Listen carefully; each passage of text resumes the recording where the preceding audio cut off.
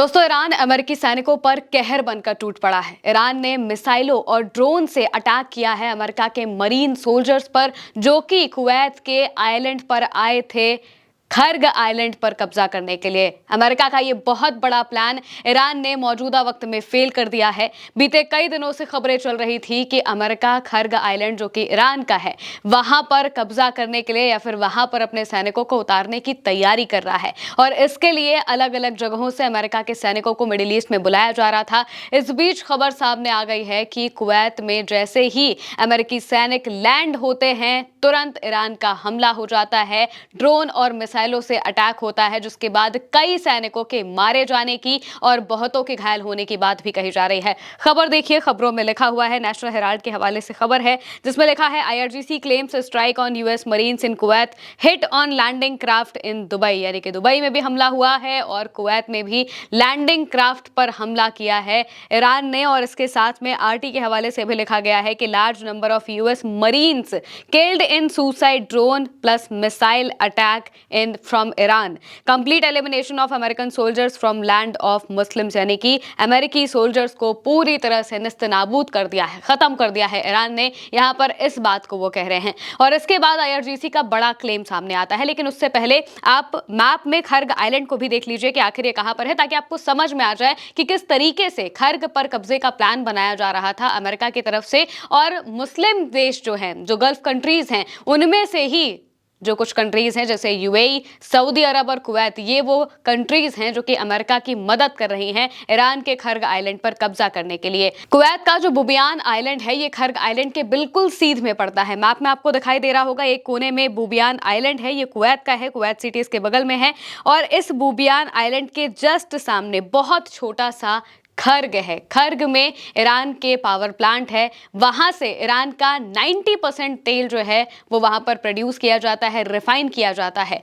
इसी वजह से इस खर्ग आइलैंड पर अमेरिका की नजर है, डोनाल्ड ट्रंप की नजर है, क्योंकि उनकी असल नजर ईरान के तेल पर ही है। और इसी वजह से वो पैदल सैनिकों को यहां पर उतारने की तैयारी कर रहे थे। और इसके लिए कुवैत में जैसे ही उनके सैनिक पहुंचते हैं, बुबियान आइलैंड पर पहुंचते हैं, तो सीधे यहां पर ईरान की तरफ से हमला हो जाता है। स्ट्रेट ऑफ होर्मुज के बिल्कुल बिल्कुल आखिर में बुबियान आइलैंड पड़ता है, जो कि ईरान के जस्ट सीध में है। कुवैत ईरान के सबसे पास में है मौजूदा वक्त में। अगर खर्ग आइलैंड की बात करें तो खर्ग आइलैंड कुवैत के इस बुबियान आइलैंड के सबसे ज्यादा पास पड़ता है। और इसी वजह से यहां पर अमेरिकी सैनिकों ने उतरने की कोशिश की थी, लेकिन जैसे ही अमेरिका के मरीन सैनिक उतरते हैं, ईरान का हमला हो जाता है। आईआरजीसी ने इस ऑपरेशन के बारे में बताया कि ट्रू प्रॉमिस 4 ऑपरेशंस की 84वीं लहर के बाद साहिब अल जमान के नाम पर आईआरजीसी नौसेना बलों ने बुबियान द्वीप यानी कि कुवैत पर ज़ायोनी और अमेरिकी आतंकवादियों के कई जमावड़ों को निशाना बनाते हुए एक अचानक हमला किया, सरप्राइज अटैक किया। आत्मघाती ड्रोन्स और बैलिस्टिक मिसाइलों का इस्तेमाल करके कई अमेरिकी आतंकवादी मरीन मारे गए हैं और घायलों को सबा अल सबा, मोहम्मद अल अहमद और अली अल सलेम अस्पतालों में पहुंचाया गया है। ज़ायोनी और अमेरिकी सैनिकों के खिलाफ ये हमला इस क्षेत्र में हर जगह तब तक जारी रहेगा जब तक कि अल्लाह की कृपा और करारे हमलों से उन्हें मुस्लिम जमीनों से पूरी तरह से मिटा नहीं दिया जाता। जीत केवल अल्लाह की होगी, ऐसा वो लिखते हुए आगे बताते हैं कि वो लड़ रहे हैं सिर्फ और सिर्फ इस वजह से क्योंकि लगातार अमेरिका एक नए नए प्लान बना रहा है और ईरान को घेरने की कोशिश कर रहा है। खर्ग आइलैंड पर बहुत वक्त से अमेरिका की नजर थी, क्योंकि यहाँ पर ही ईरान का 90% तेल मौजूद है और इसी वजह से यहाँ पर आने की कोशिश डोनाल्ड ट्रंप करना चाहते थे।